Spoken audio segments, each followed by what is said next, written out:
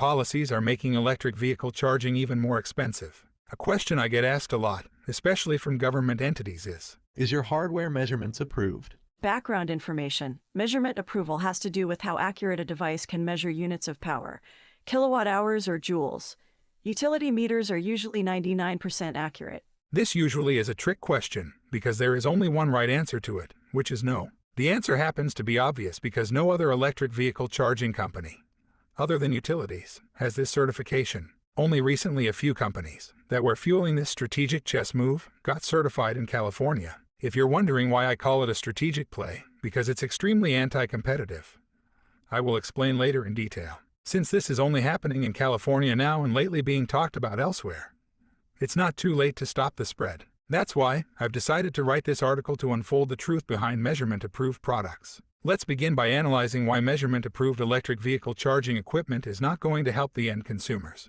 The answer is simple. Measurement approvals significantly increase the cost of the finished product, your electric vehicle charger, and adds little to no tangible benefits. At Plugzio, our focus is primarily on affordable and scalable charging. We have conducted an investigation that if we wanted to increase the measurement accuracy of our device from 95% all the way up to 99%, which is the required range, we have to rent a calibration system that would cost us $10,000 a week. And this is only low-power calibration. Can't imagine how expensive these machines are for high-power solutions. This will effectively force my company and other electric vehicle charging products to increase the end price of the products to compensate for the manufacturing headache. Just to give you a slight hint of this, some of the policies ask for our measurements chip to be in a vacuum-sealed enclosure inside another tight-fit enclosure.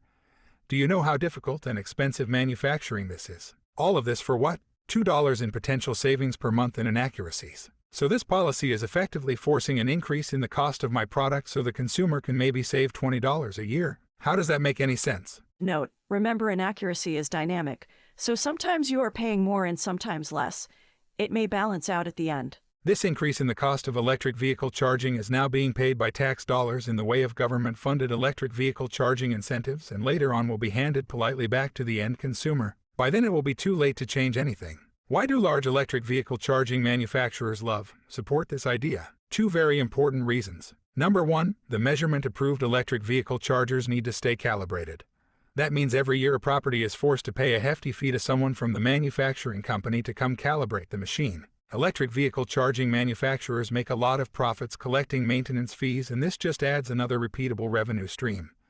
So why the heck not? Besides, this is a cash cow for utilities or government entities as well, because they have to hire a team to police and enforce calibrations. So it's a win-win for every corporation involved except for the end consumer. Number two, exactly like Facebook that loves making content moderation a policy for social media companies since they have the budget to support it. Large electric vehicle charging manufacturers love measurement policies because it immediately raises the barrier to entrance in this market. This is as anti-competitive as it can possibly get, crushing the competition in the name of public service. If you have read this far, I salute you, and I want to make a promise that I will never end any of my articles without offering a practical solution.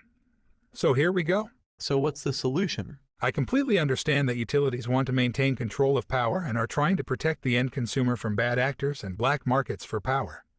But instead of mandating manufacturers to produce 99% accurate products, there is a better way. Give the choice of accuracy level on a product to the end consumer, or in other words, honor the free market. This is how gasoline octane levels work. The consumer has the choice between 87%, 89%, 93%, or even more. If a consumer wants to purchase a lower cost option with lower measurement accuracy level, it's their choice. Let it be. If cities want to spend taxpayers' money to buy highly accurate electric vehicle chargers, that's also their choice. If utilities and policymakers want to help the end consumers and not fund large corporations, they need to create policies that forces the electric vehicle charging manufacturers to display their measurement accuracy level with a label at manufacturing. Just like an Energy Star rating, IP ratings work the same way. IP68 on a product essentially means it can be submerged in water. It would be very stupid for a rainy city to start mandating manufacturers to produce IP68 products simply to protect the consumers who may trip and drop their phones in a puddle.